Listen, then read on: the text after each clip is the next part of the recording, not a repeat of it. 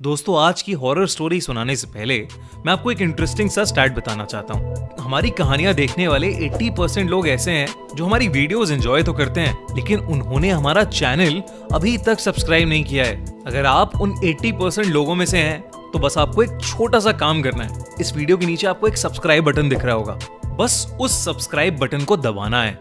बस इतना सा काम करना है आपको, और लगे हाथों बेल आइकन भी प्रेस कर देना ताकि हमारी लेटेस्ट वीडियो आते ही आपको सबसे पहले पता चले।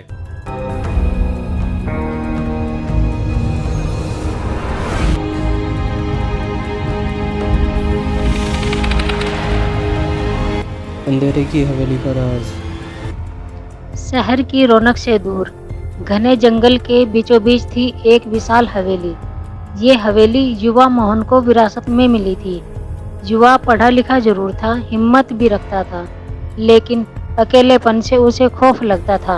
हवेली जाना उसके लिए आसान नहीं था, मगर दादाजी की यादें उसे वहां खींच रही थी।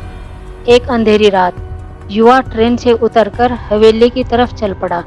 रास्ते में उसे गांव वालों की फुसफुसाहट सुनाई दी।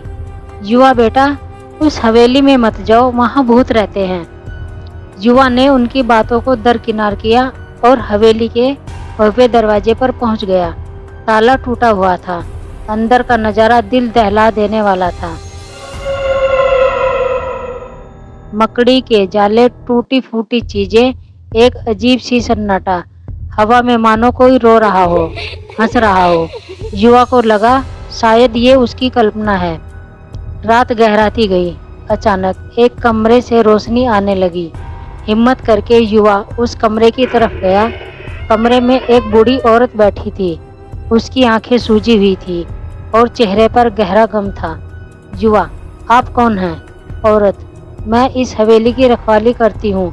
मेरा नाम रमा है। युवा, क्या आप जानती हैं ये हवेली इतनी खौफनाक क्यों है? रमा की आंखों से आंसू छलक पड़े। रमा, इस हवेली में एक भयानक राज छुपा है।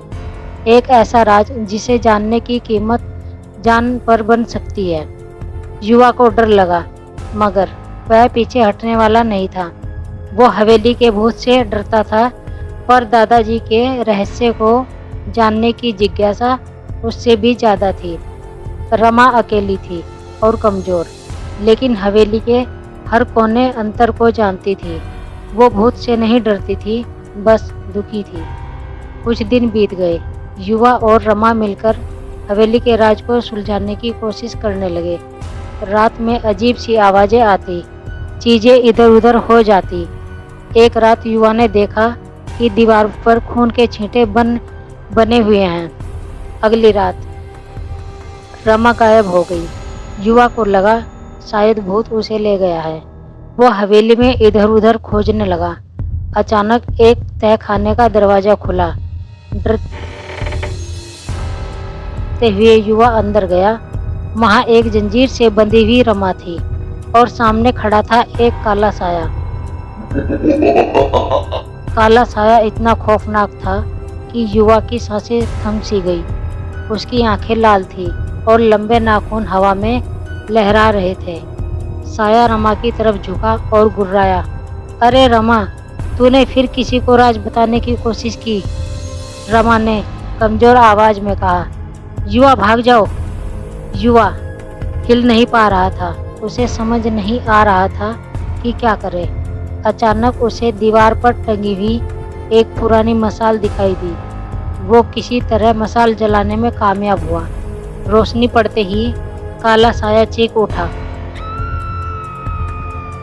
और पीछे हटने लगा।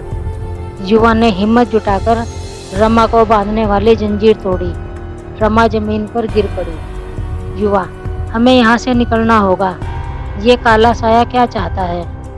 रमा हाँफते हुए बोली, ये हवेली मेरे पति की हवेली है। उसे मेरे भाई ने बेरहमी से मारा था। अब वो भूत बनकर हवेली में रहता है और मुझे तंग करता है। युवा को यकीन नहीं हो रहा था। उसने सोचा था कि हवेली का राज कोई संपत्ति का झगड़ा होगा, मगर ये तो इससे भी ज्यादा भयानक था। अचानक काला साया फिर से दहाड़ता हुआ कमरे में आ गया। युवा ने मसाल को उसकी तरफ फेंक दिया। काला साया चीख कर गायब हो गया। रमा, हमें जल्दी से पुलिस को बुलाना होगा, शायद वो मेरे पति की आत्मा को शांति दिला सके। युवा रमा को सहारा देकर तहखाने से बाहर निकला। हवेली के बाहर निकलते ही उसे लगा कि किसी बुरे सपने से बाहर निकला है। उसने दूर खेतों में काम करने वाले एक आदमी को देखा और मदद के लिए पुकारा। कुछ देर बाद पुलिस पहुंची। रमा ने सारा सच बताया। पुलिस तहखाने में गई तो उन्हें वहां जंजीरें और खून के धब्बे मिले। उन्होंने रमा के भाई को गिरफ्तार कर लिया। युवा ने फैसला किया कि वो हवेली में ही रहेगा। वो इस हवेली की मरम्मत कराएगा और दादाजी की यादों के संजोए रखेगा। रात को सोते समय कभी कभी लगता था कि हवा में किसी के रोने की आवाज आ रही है। शायद वो रमा का पति था जिसे अब शांति मिल गई थी, या फिर काला साया पूरी तरह से खत्म नहीं हुआ था। ये सवाल युवा के मन में हमेशा के लिए कहीं अटका रह गया।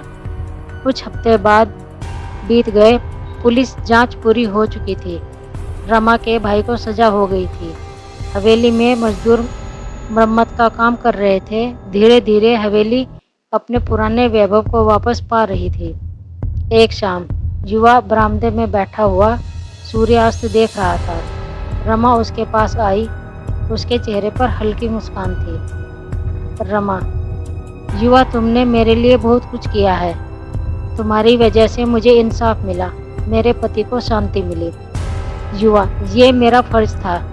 रमा, दादाजी बहुत चाहते थे, वो जरूर यही चाहते होंगे। अचानक हवा का एक झोंका आया और हवेली के पिछवाड़े से एक अजीब सी आवाज गूंजी। वो आवाज किसी के धीमे से रोने जैसी थी। युवा और रमा दोनों चौंक उठे। रमा, वो क्या था? युवा, नहीं पता, शायद हवा। लेकिन युवा के मन में कहीं एक शक पैदा हो चुका था। क्या वाकई आवाज सिर्फ हवा थी? क्या काला साया वाकई पूरी तरह से खत्म हो गया था, या वो कहीं अंधेरे में छिपा हुआ था, अपनी वापसी का इंतजार कर रहा था? युवा ने रमा का हाथ थाम लिया। युवा, चिंता मत करो रमा, हम साथ हैं। जो भी हो हम उसका सामना करेंगे। हवा में रोने की आवाज फिर से आई, इस बार थोड़ी तेज। रमा सहमे हुए युवा के कंधे से सट गई। बाहर अंधेरा गहराता जा रहा था। हवेली के अंदर एक अजीब सी खामोशी छा गई थी। वो खामोशी जो किसी रहस्य, किसी खतरे को अपने में समेटे हुए थी। युवा ने रमा को गौर से देखा। रमा की आंखों में डर था, लेकिन हार नहीं थी। युवा ने भी अपने दिल को मजबूत किया। वो दादाजी की हवेली को, अपने साथ दिए गए राज को और सबसे बढ़कर रमा को बचाने के लिए हर मुकाबले के लिए तैयार था।